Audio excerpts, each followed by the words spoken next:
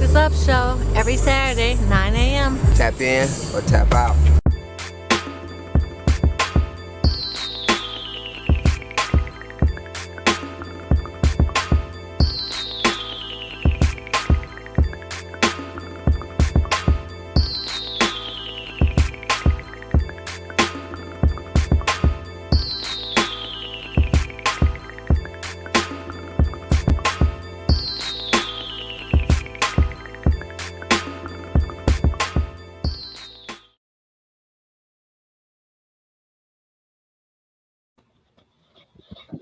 Top of the morning.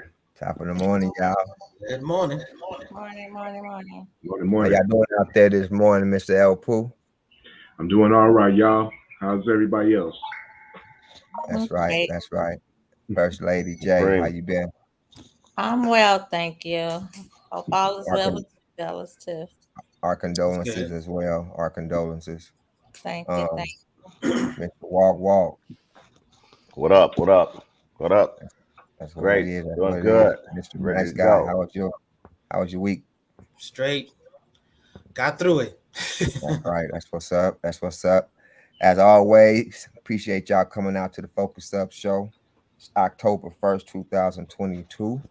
And appreciate y'all continue to like, share, and subscribe to our channel. Thank y'all for waking up with us this morning. Let me say something real quick. Hey, I want to say to everybody out there, we appreciate all the viewers. We did a real good numbers last week. I'm gonna just leave it at that. We did some real good numbers for the show last week, and we appreciate everybody. Like, subscribe, and hit the bell button on there on YouTube. And then we got the, of course, we got the Facebook, and we on Instagram. Let's go, Focus Up. That's what's up. We really do appreciate y'all tapping into the show. We know 9 o'clock in the morning, y'all could probably be doing something else, but instead, y'all tapping in with us. And we do appreciate that. We finna jump into the show. We got PNB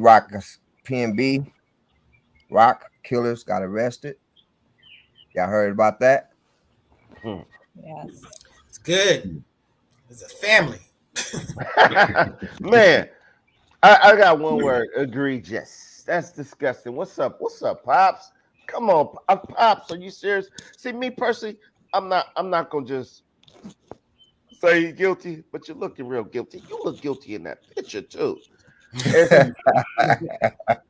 It's not cool. Come on, bro. I couldn't imagine doing anything with my son or putting my son in harm's danger like that to where his life could be over, because he probably gonna do it next 35 years up in there, man. That's not a good thing. Sorry. Yeah, they said his son had an ankle monitor on, and the ankle monitor didn't work because his son was out of bounds at the time of the murder.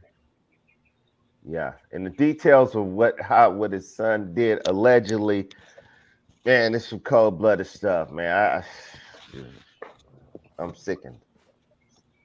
When you think it can't get no worse about the things you hear in our society, let alone in our community, you kind of wonder, is it even safe to take your family out on a Sunday lunch?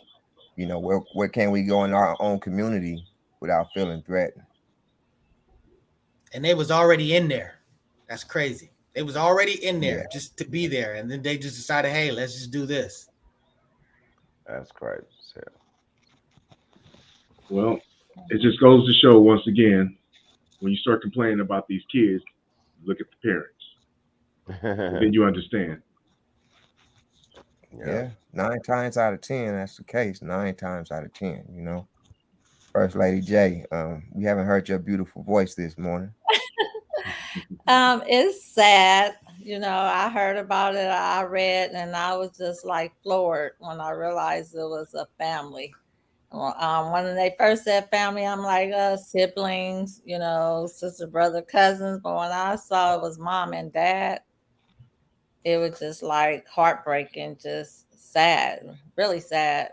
Because like El Pooh says, sometimes you got to look at the parent. When you see kids and their actions, look at the parents.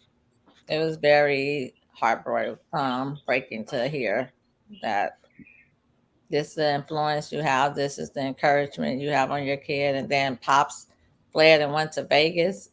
while his family out here arrested. Sad. Pops was trying to work the wiggle. He was trying to wiggle up out this one. Yeah, all He deals know off the what's table coming. when you on the run. You know what I mean? Yeah. Ain't nothing fair when you on the run. All deals off the table. Everybody got to say themselves. You know what I mean? He had an escape plan. Vegas should not be an option, man. Come on now. Everybody know Vegas is too close, and that's where everybody run. Yeah, come on though. They waiting on you in Vegas. Yeah, one more person we want to acknowledge Mr. Coolio. May he rest in peace. He passed away a few days ago, I guess. We just want to send our condolences out to the family. And he did bring us some good music, some good tracks. He was a good dude all the way around. Represented South Central Los Angeles to the fullest. Just want to give it up to Mr. Coolio. 59 years. Yeah. Throwing up the M. Coolio. In honor of Coolio, I'm gonna show my hairline. It ain't that nice. That's in honor of Coolio. I gotta say that picture I just saw, yo, Coolio, that was not it, brother. But rest in peace. He had great music. Ain't heard nothing bad about him yet, whatsoever. Yeah. His whole career, stand-up partner, stand-up person. Yeah. I personally first heard Coolio with WC in the Mad Circle. No Dress Code. That was my joint right there in 91. Yes. Mm-hmm. Salute to Coolio. Rest in peace, brother. Yes, sir. Yes, sir. We finna jump into these topics we got set up for this weekend. Should kids pre-K to 12th grade be required to go through mental evaluation every couple of years?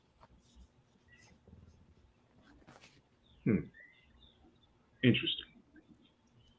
I'm gonna give my take on that. I think it should happen on a pretense of, I think it's like a pre-screening every couple years for the kids, just to get an idea on what they're dealing with at home. Not that you're asking questions about what's going on in the household, but at the same time, you're giving them an outlet to express what's going on. And then on some occasions, you might have kids that really express some concerns that may want to be addressed, before something bad happens at school or before something bad happens to a kid at school. I think it is a good way of, getting some type of connection or some type of head start on a problem before the problem gets started.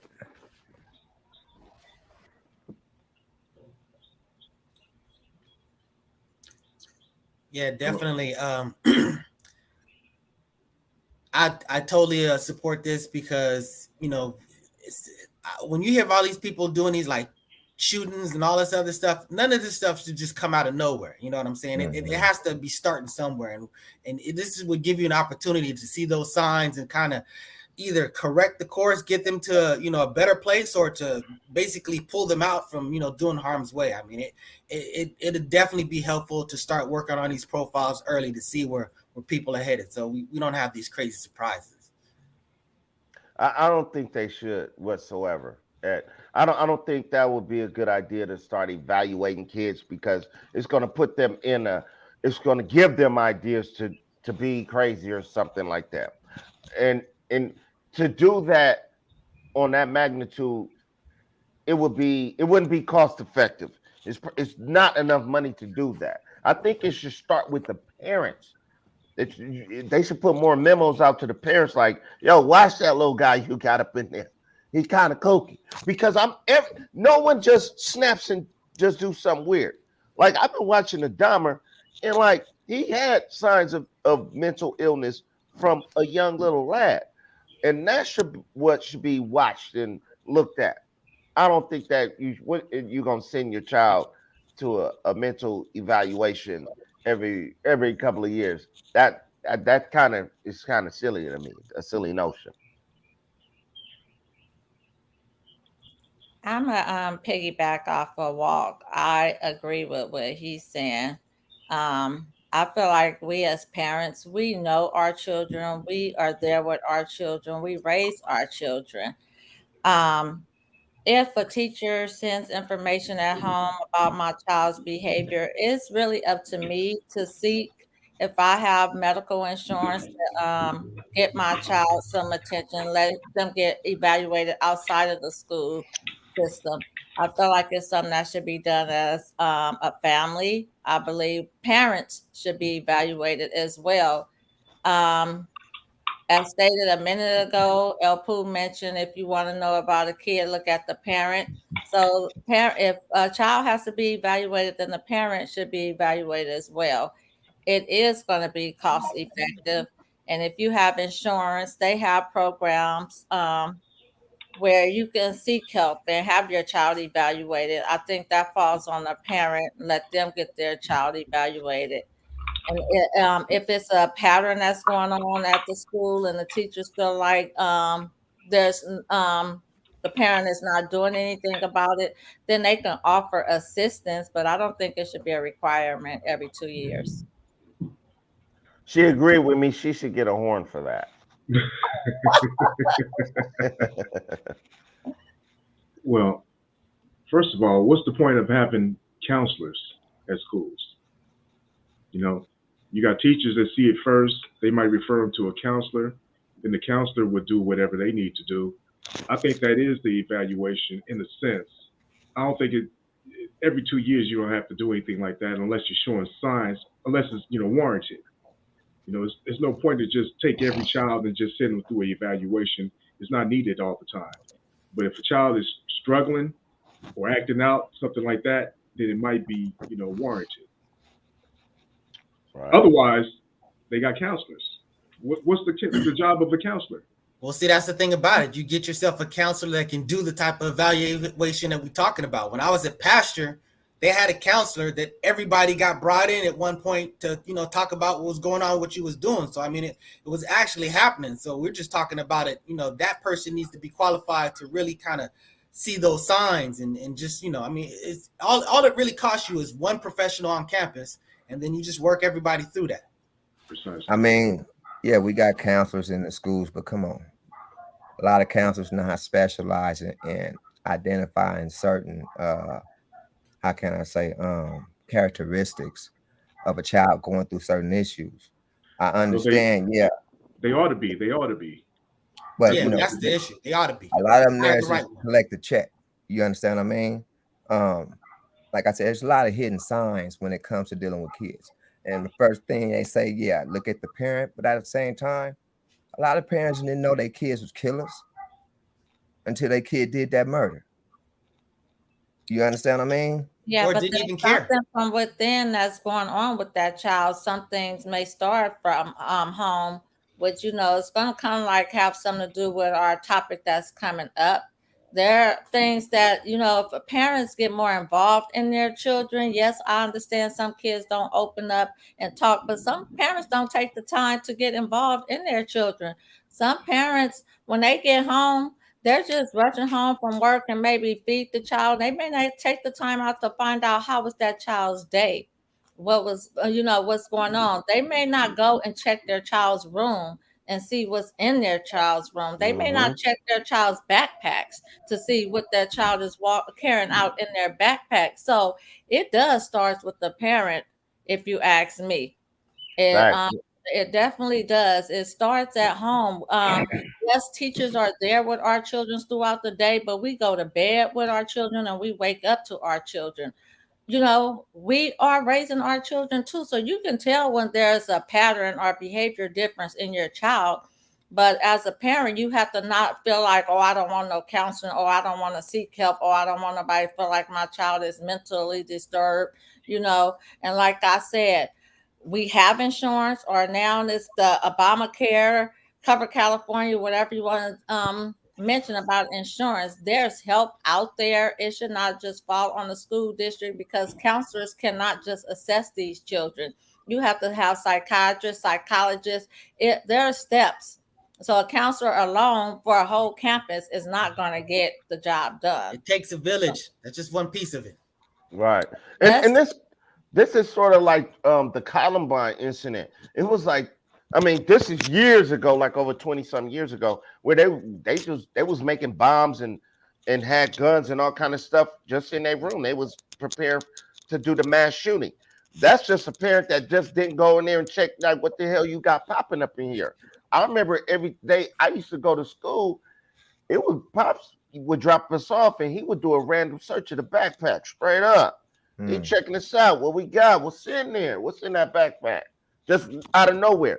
But it should be more parenting like that, where you got to know what's going on. You have to know as a parent what's going on with your child. Because I don't want to be that parent that's like, damn, my son did some Dahmer stuff, and I didn't even know he was that kooky. Yeah, there is a disconnect when it comes to parenting amongst, I guess, myself and my other generations before me, because everybody was so tuned into work. You go to school to, you know what I mean, and we go to work. When it came to being home, they fixed meals, we ate, we played, they went in their way, as far as they bedroom, watched their programs, we did what we did. And that was like on a daily. Yeah, we should be more in tune with our kids. But at the same time, like I said, the screenings, like we had a viewer just leave a comment saying at the beginning of the school year, kids should be screened. Yeah, the disconnect kids, that's what the screening will be for those kids to be, paid more attention to from the, disconnect at the household.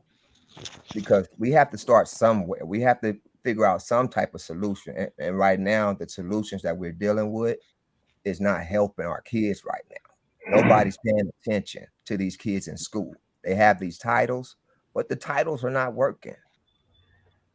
I disagree. They are paying attention to some of these kids. It's just the parents' response when these teachers are putting it out there about the children's behavior. And just for the record, most of these new packages, when you're enrolling your children in school, they kind of ask some mental questions to assess, ask if anything is going on in the home. They ask about the children. It's up to the parents if they're being real about what they're putting on these documents. The same if you go to the doctor and they ask if you drink or you smoke and you lie about it, they can't assess you the right way. So I disagree. I think there are a lot of teachers out there that are doing what they're supposed to do. I just think that the parents are expecting too much from the school system, and it's making it lazy for the parents, and they're not putting out the work and doing the necessities they need to do, because a parent knows when their child is quiet and being too quiet. They know when their child is really hyper and active. It's just a matter of us reacting. It's a proactive versus reactive situation. So I'm not going to just put it on the school district. It's up to us parents to step up and do what we have to do. Pay attention. Stop focusing on getting high, being out there on the streets and stuff. Be a parent. Don't depend on the school district and the teachers and then fault them for our children's behavior. I feel like it's their responsibility to do these screenings, because like I said, either we paying for health benefits, you getting it from the government or whatnot. You can dial a 800 number and you can pretty much assess your kids yourself. Social media have everything. They have forms. You can screen. You can ask your own kids questions. Don't depend on someone else to be the biggest advocate for your child. You be that advocate for your child. I'm mainly speaking on the ones that's slipping through the cracks. Well, I'm saying something else. I'm saying that, look, it's fundamentally on the parent to raise their kid, but the presumption there is that that these parents are competent enough or even motivated enough to do these things. You can't regulate. No school is going to be able to regulate what some parents going to do. They're either going to step up or they're going to not. But what a school can do is have their impact on the actual kids that come into their system, into their school. So that's why I'm not trying to take away any responsibility from parents. Like I said, it's a village. So parents need to do what they need to do, but the school can do what it can do to everybody do what they do. Cousins, aunties, whatever, everybody. And you know when you raising the devil. If your son is a bad sheep. What if you the devil?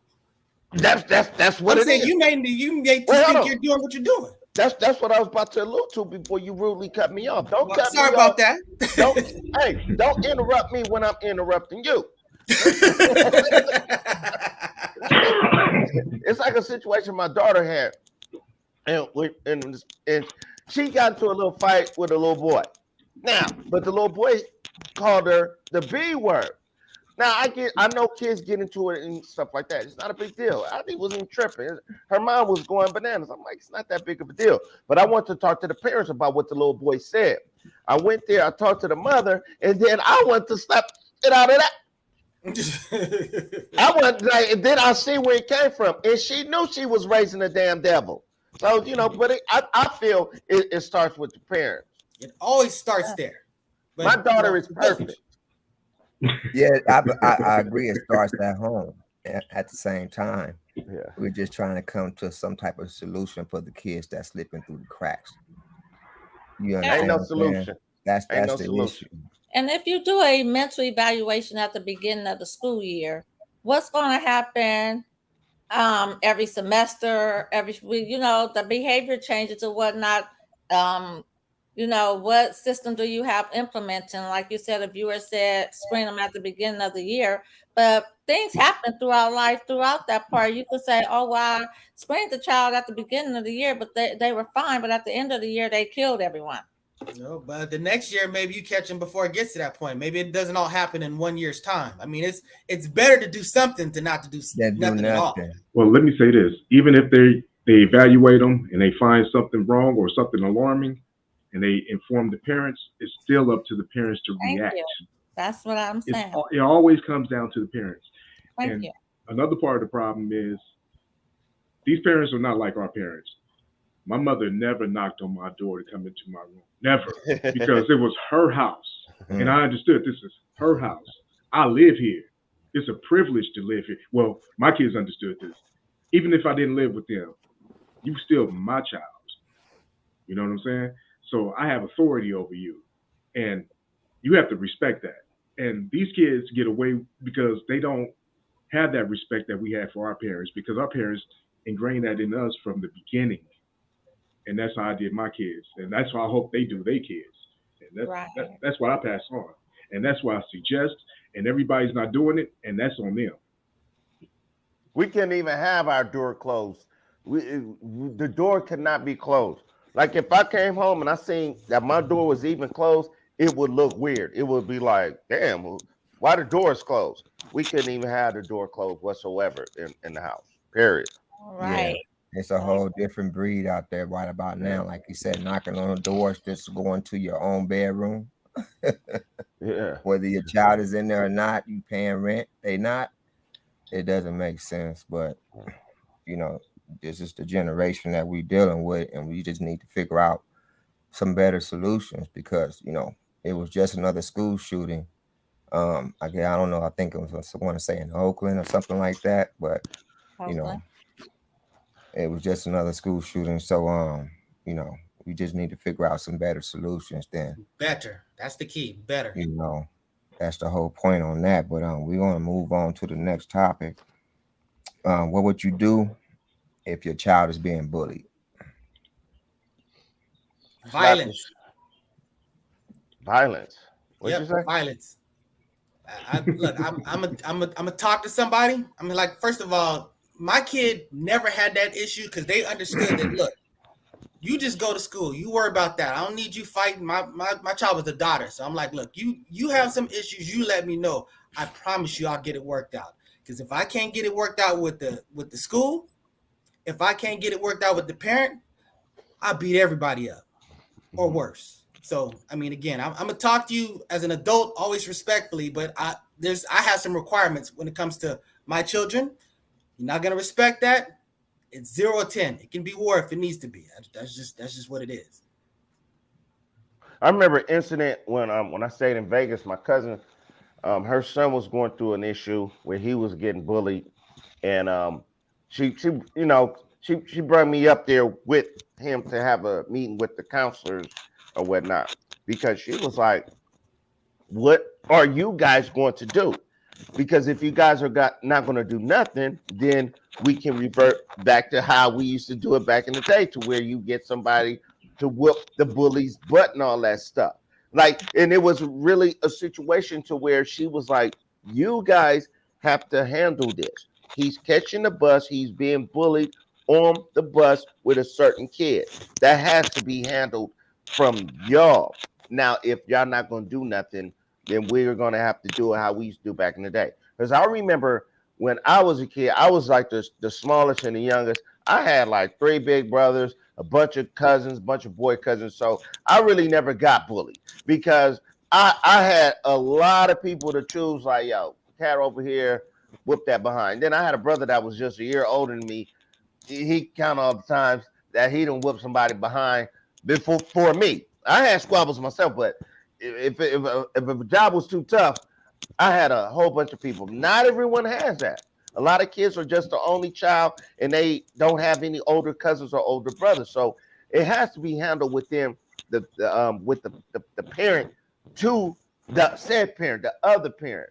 Like me personally, I go straight to the parent. I'd rather talk to the parent first before I'm not going to say nothing to no little kid. I'm talking to the parent. Now, if that don't work, then I'm be like, hey,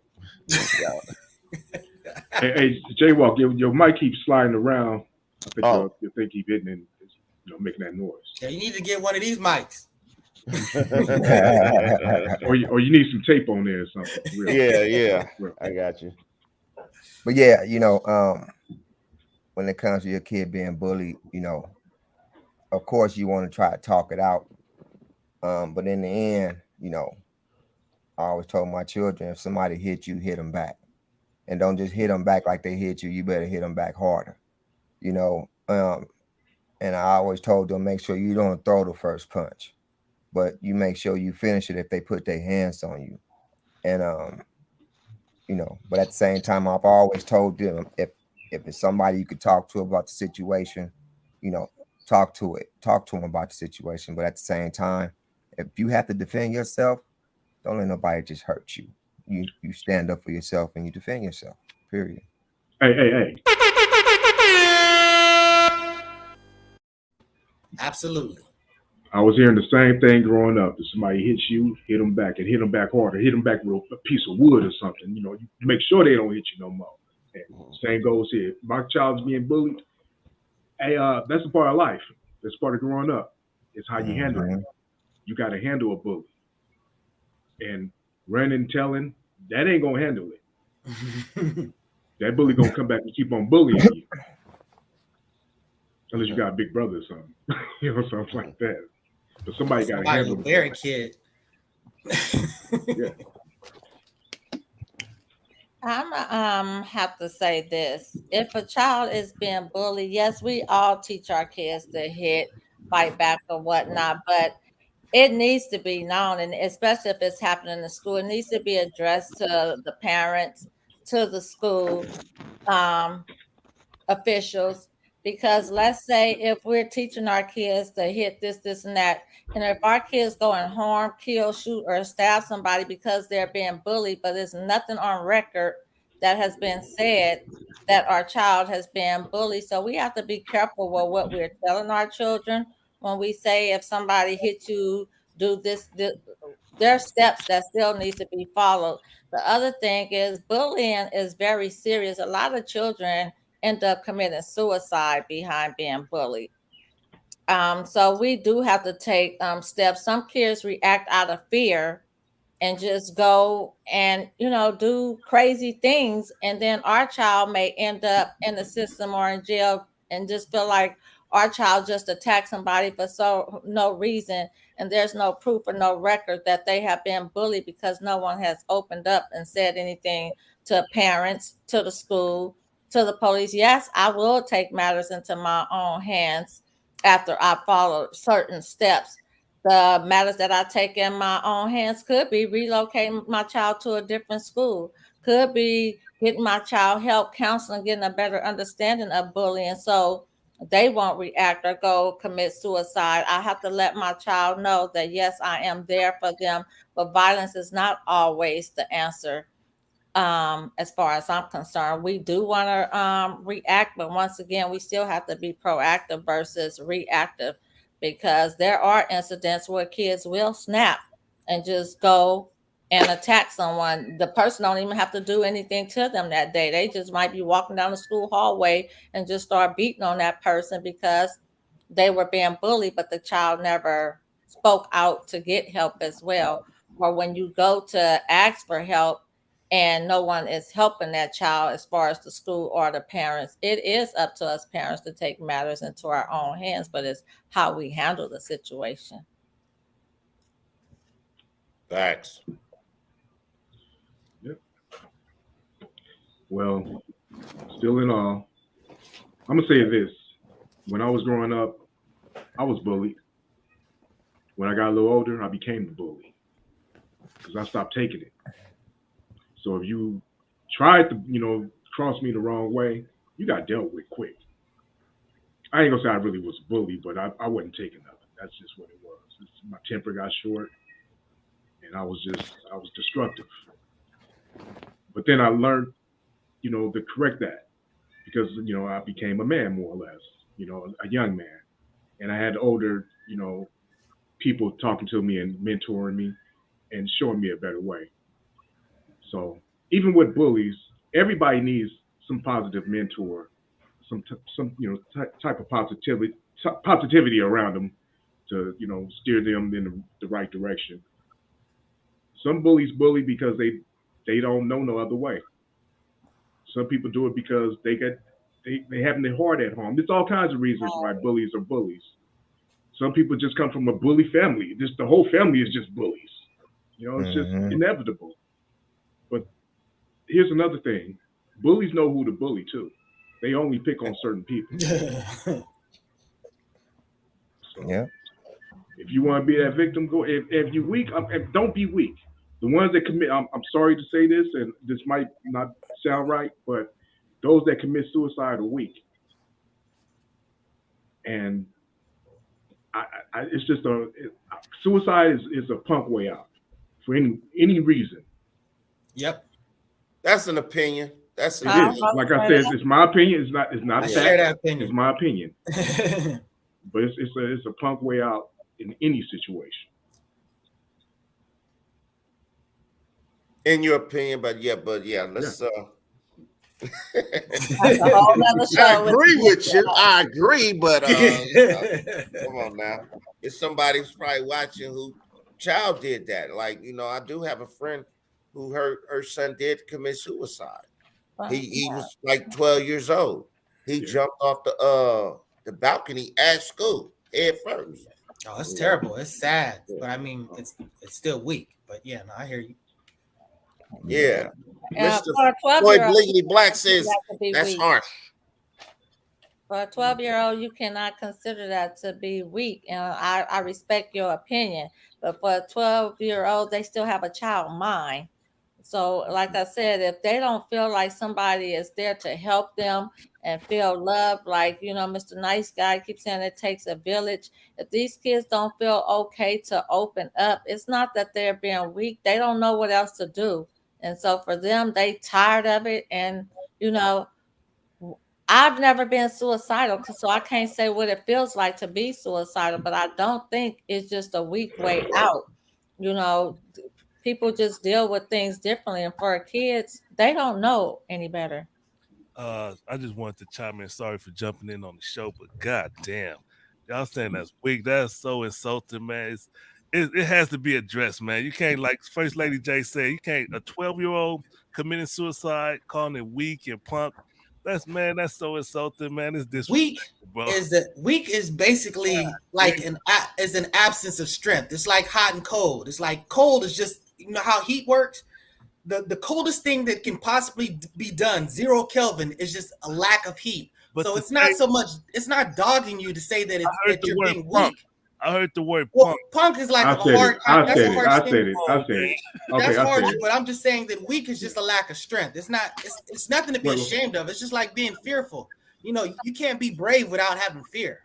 Let me also say this. Let me say this. Hold on. Mental issues and commit suicide. So does that make them weak if they don't know their mentality level is messed up? So it doesn't make them weak. They have mental issues. So I respect your opinion, but I have to roll with Mr. X. That is kind of harsh. Very harsh. It's harsh. It's very harsh. And the thing is, listen, it's my opinion. If I offend anybody, I don't really intend to. It's not based on no facts. This is based on solely my opinion. And that's I take all responsibility for that. So if anybody has anything to say, direct it towards me, and I'll go ahead and address it. Direct it to me too. I'm not apologizing, but nah, I have sympathy for everybody. Trust me, I have family member real recently that may have, and I mean it was tough, and I mean she had everything going for her. And I mean, again, it may not have turned out that that's what happened, but I'm just saying to say that I don't want you to think that I'm not sympathetic to. I'm sympathetic to anybody that would have any pressures to do anything like that, and that's terrible and that's sad. Yeah, because we gotta understand, man. Some people just overcome with depression, man, and that it just takes its toll. And it's that they call it a temporary solution, a permanent solution to a temporary problem. People, they just get so depressed, they just don't want to be here. I've heard stories when people, co-workers on my job, killing themselves just because they stressed out and depression and stuff that grew up in childhood. Man, I would never call it weak, call them a punk. I would never use those words for that. It's just a sad situation because if they was angry, and some people, when they want to commit suicide, they'll go on a killing spree before they kill themselves. So we could take some solace in knowing that they only brought harm to themselves. As sad as it is, we just got to remember, man, we got to be there for people. And if we're speaking on being bullied and stuff like that, we got to address those situations and make sure our children are right. Like my children, they 23 and 21. I still ask them every day, nobody bullying you, right? Everything good? You got to ask the question and put it out there and address the situation and be on suicide watch for all your people around you, man. I just had that harsh, weak. And also, can't use those words, man. Let me say this much too. If you're feeling suicidal or anything like that, depressed, go talk to somebody. Go get some help. Call the suicide hotline. Do something to get some help before it gets that far. Before you really think about pulling that trigger or putting that knife to your wrist or your neck or whatever the case is, try to reach out to somebody, please. Yes, sir. Yes, sir. I mean, because it can get tough out there, and it is tough on a lot of people. And when you have a lot on your plate, whether it be financial, whether it be lack of support somebody to talk to process what you're going through, it could come to a point to where you say, okay, it's just kind of overbearing.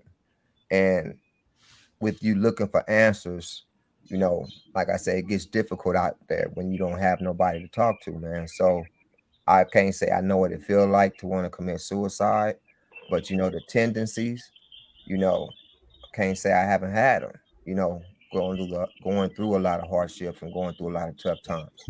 But at the same time, I had to rethink, my actions, and reset my mind on the goals that I set for myself, but clocking out is never the issue. I think everybody needs somebody to talk to during tough times. And where I come from, that's just not something that was done growing up is, oh, can I talk to you about some tough times I'm going through? That was unheard of. Well, we noticed just to come on, this is getting a little too deep, but suicide is a permanent solution to a temporary problem. So, I mean, we talking about being bullied, but we could tackle this topic again on a later date. We gonna move on. Y'all done dissecting this topic right here, I guess. Be stronger, but yeah, I got you. Yes, sir. Yes, sir. We gonna jump into these shout outs right quick. Appreciate y'all continue to like and share and subscribe to the Focus Up Show. Like I said, thank you for tuning in this morning. I know it's other things y'all could be doing this morning. Y'all tapping in with the show, and we appreciate y'all for that. Homies Way Car Club, Tunnel Vision, Black August Studios, Ukusu, Wake Up, Clean Up, Stand Up, Disney Magical Adventures, and La Bread Trucking. Thank y'all for tuning in to the Focus Up Show. Kilo 2 and Nola J, Y'all can continue to find their music on all music platforms. Thank y'all for supporting their music and continue to support their music. They got new music coming out. Y'all just tune in, y'all hear it. But Muhammad Meets as well. Thank you for tuning in to the Focus Up Show. Right. That being said, we're gonna jump into this next topic. Can we get the truth about a vasectomy? Is that the truth? I'm so done. Let's get into it. Okay. I'm going to start off with this. I had a vasectomy.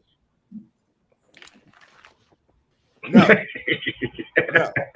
I think I spoke on this before. See, this topic was brought to our attention by a young lady who watched one of our shows, and she suggested that this be to V or not to V. I forgot her name, Mr. Floyd X. He knows who she is.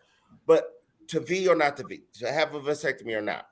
We talked about this before. I had a vasectomy, and what was funny to me I remember telling one of my partners, he thought that they actually cut off of he thought they cut my scrotum off. I'm like, dude, I'm not a damn German Shepherd, man. I'm not a pit bull. That's not what they do. They have a very intricate procedure where they cut to it, the darts that set out the sperm. I think we have a video or something, right, Mr. Floyd X, behind the scenes? Or something. But that's what happens. They don't cut it off. They don't cut your stuff. They cut 2 lines right there. And then they tie them to a knot. I do got 2 knots in my sack down there. 2 knots. You have 2 knots down there. Some ladies, I'll be like, yeah, you want to feel it? All right, AB. It's a quick procedure. It only took like 7 minutes. The prep was longer than the actual procedure. And the doctor's talking to me. I'm like, dude, I'm looking. I could have watched what he was doing. I'm looking like, nah, bro. It's like, yeah, fuck the game. I don't want to hear about the damn game last night. Come on, pay attention to what you're doing down there. But he did it real quick. Wrapped it up, tied them 2 little knots. Was up, passed me up, put the stitches, slapped my hand. I was up out of there. And I hit some pussy that night. Excuse my language. Wow.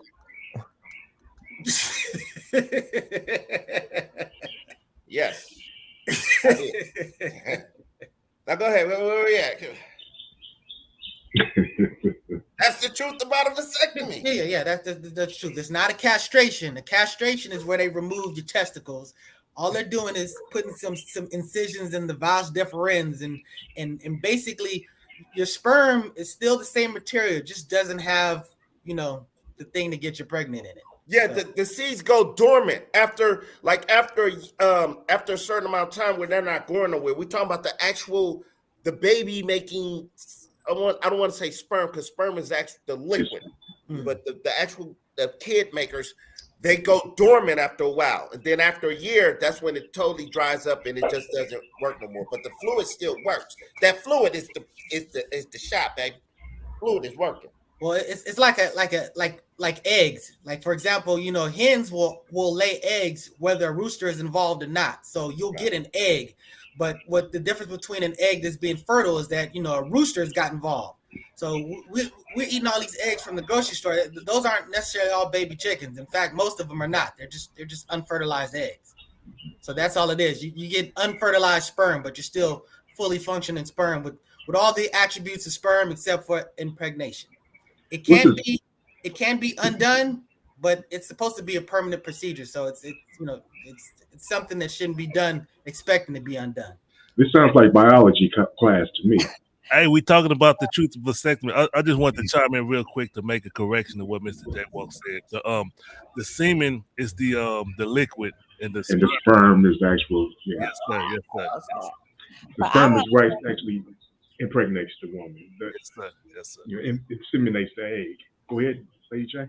Sorry, I want to say something about what Walk said, because he said he had sexual intercourse that night. Those were not his words, but But I want to put it out there. If you did that, hopefully it was protected, like you wore a condom, because Nope. you still can't get someone pregnant because you have to wait 30 days after you had a vasectomy because there's still I'm gonna say the word sperm still left there in the sac. And after the 30 days, they have to do an analysis on the sperm to make sure that you are not able to get anyone pregnant. I also want to put out there for men and women, do understand that just because you get a vasectomy does not mean for you to continue to be reckless.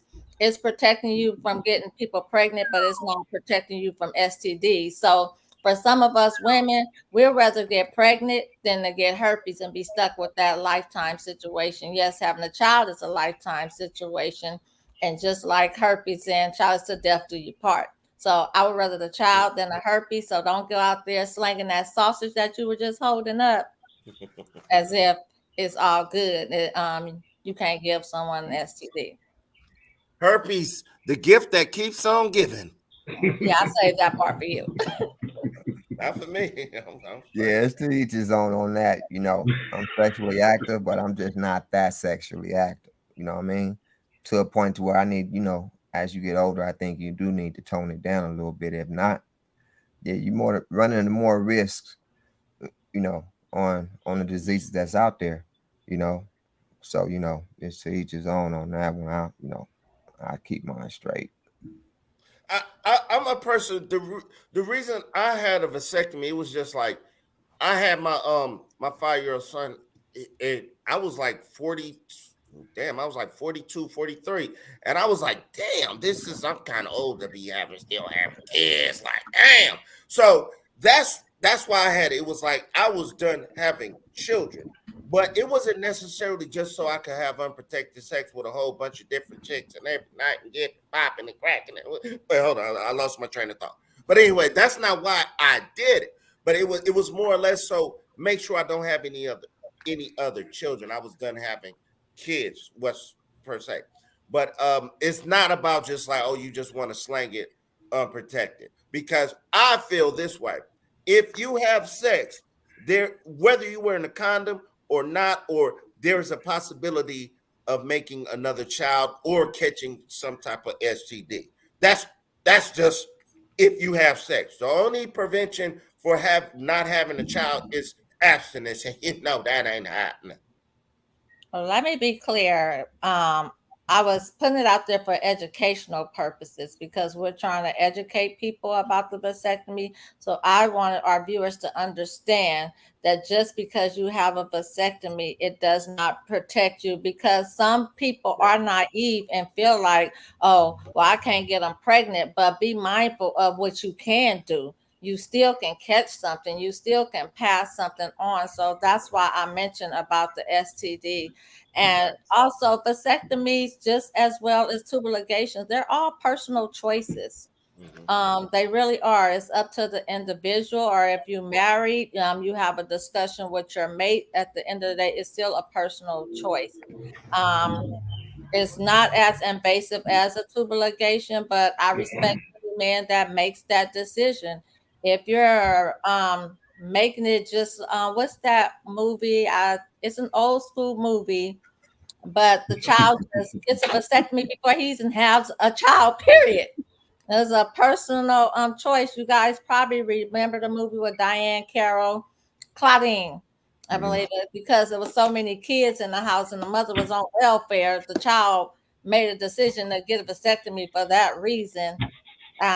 Me personally, and this is my opinion, that's not a reason to me to get a vasectomy just because of your upbringing and your mom was on welfare and had kids. And I don't feel like there's a reason for a female to get a tubal ligation just because of the welfare. It's an individual thing. That's what happened with your parents. You don't know what the future holds for yourself. And you may meet a woman that really wants a child and you've never had a child. You may be in love with this woman and she doesn't want you because you can't give her what she wants. So I'm speaking for men and women. If you 9 times out of 10 for the women, they don't even let you do it. And I know it was a show, but some people make that decision just, I don't want kids, period. So they just go take that little cut. Hey, and hey, vasectomies prevent abortions. So that's another way to look at it as well. And one more thing. I was with a young lady and we was working on a baby, so she thought. So you was fraudulent? Keep trying, baby girl. That's fraud. One piece of advice though, if you don't have the money as Nick Cannon and you have as many kids, you might need a vasectomy. Yep, maybe. I agree on I'm that. just saying. We're going to talk about Nick Cannon on another day.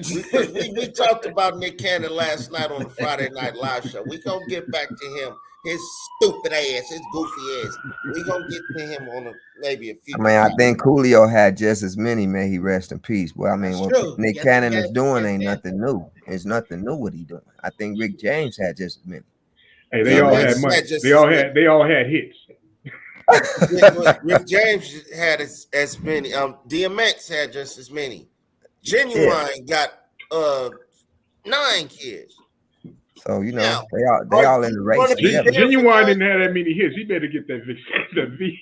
Wait, are you going to be there for 9 children living in different states? That's the goofy part. That's the silly part with Nick Cannon. That's what I'm tripping on. But you know, he needed vasectomy. Yeah. Somebody gonna wind up getting the short end of the stick, I believe, out of that. No pun intended. It's gonna be the kids. Right. Yeah, real talk. We're gonna move into our next topic, y'all. Why white folks don't want to own up to their ancestors' role in slavery. I step up for that one. I can't speak for white people. Oh damn! Really? Yeah, we're talking about white folk. Let's go. Look, man, it's no white people today should be feeling the need that they got to put on a cape for some white people from the past. I don't care if they was related to you or whatever. It's like you can have all the respect for the many good things that may have happened in this country by people from this country or whatever. There's no reason why that can't be true, and also the terrible atrocities wouldn't be true. You ain't got a lot to kick it. I mean, the bottom line is there's no reason to just not accept the truth and still say, look, I didn't have anything to do with that. I may even receive benefits from that today from what happened in the past. But the bottom line is I'm not going to be a part of the system that makes sure that impact is just still going on, or that oppression is still in place. So at some point, they just kind of come to terms and just be like, look, you know, that really did happen. It was terrible. We learn from the past. We don't go like DeSantis and say that, you know, that nobody knew that slavery was wrong until the American Revolution, and that was the thing that changed everybody, which is, you know, absolutely ridiculous. But I mean, you know, it's just like their whole thing about critical race theory. Look, the truth is the truth is the truth. It's always all right to know the truth, period. See, I think the reason that we eat healthy on the Focuz. I think the reason why that they hide, they don't hide it, but it's there, but they don't want to talk about it because it's an embarrassment, and it protects them. Like, we don't owe you guys nothing. All right, that was years ago. See, some white folks, they act like slavery was like 600 years ago. That was 3 grandmothers ago. Slavery was 3 grandmothers ago. So it's like throwing a rock and hiding your hand. Look, it happened, and they need to teach about it more in school. Stop trying to act like it ain't never happened. What they did to our people, they're embarrassed, and they still benefit from it. Like Mr. T.S. said, they still benefiting from what transpired 150 years ago. 100. I don't even think it was that long. Like 100, what was that? That was like suffice it to say, 120 years ago. That's not that long ago, fellas. That ain't that long ago. Yeah, it's definitely being swept up under the rug when it comes to that. It's just funny how they're pushing the LGBTQ community education programs in school, more than they're trying to teach about our history when it comes to slavery and all that. So it's very interesting on what they're doing when it comes to that. That's getting more publicity than anything else right about now. Well, actually, slavery ended more like exactly 160 years ago. But either way, have they ever? Why would they start now? They've been rewriting history since the beginning. They're not going to owe up to anything, and they proud of it. They're not embarrassed. They're proud of it. They know what they do. They tell their kids about what they do. We just act like we don't care about it. Well, I ain't gonna say we don't care about it, but I don't think we should even worry about whether or not they owe up to it. We know what they do. They're pirates. They're ruthless. They don't care. They don't care nothing about us. Why should they owe up to anything if they don't respect you? They don't owe us nothing in their minds. So they're not going to give you any type of consideration. So don't expect it. For those that applies to, absolutely. Okay.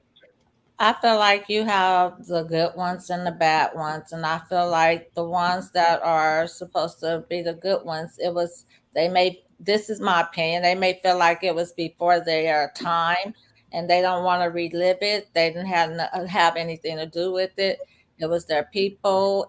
It's a touchy topic for them, and they just don't want no involvement in it.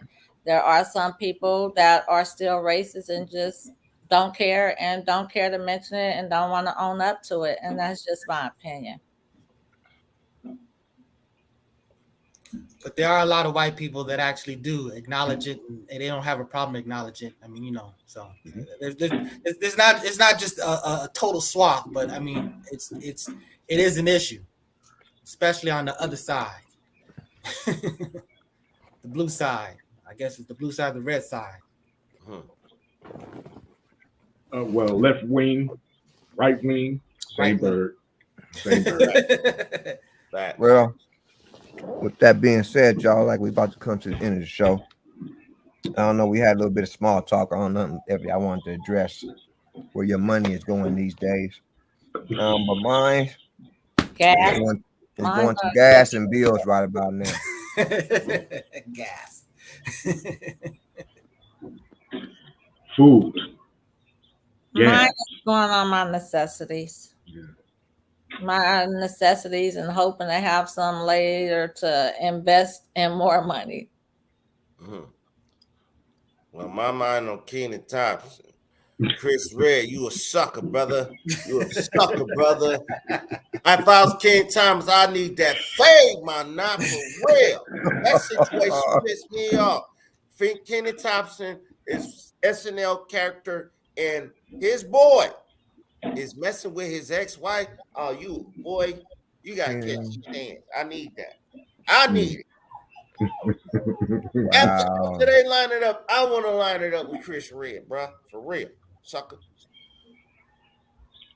Wow. I don't care about how much respect does that show for him? You know what I mean? He must have not had no respect for that dude in the get-go. But what about the wife? I mean, damn, don't she owe some responsibility here? She probably doing it for get back. Right. See, that's the point. She can't beat up Keenan Thompson, so that's a way to really get to him. It's sort of the same situation with my boy, not my boy, but Derek Fisher and Matt Barnes. Matt Barnes was on the highway doing 100, pushing down there to catch the kid's like, yo, Matt Barnes, hey, he here. Oh, I'm on the way. And caught him and put tips on Derek Fisher, old Buster ass. light skin on light skin violence. Yeah. Yeah. All right, y'all. You know, with that being said, like always, appreciate y'all tuning in to the Focus Up Show this Saturday morning. Appreciate y'all continue to like and share and subscribe to the show. As always, Mr. LP, Miss First Lady J. Like and Mr. subscribe. Nice Let's go. Like Mr. and subscribe. Yeah. Focus up. Y'all have a beautiful week. And stay focused. And we will tune in with y'all next Saturday, 9 o'clock sharp. Focus Up Network, LLC.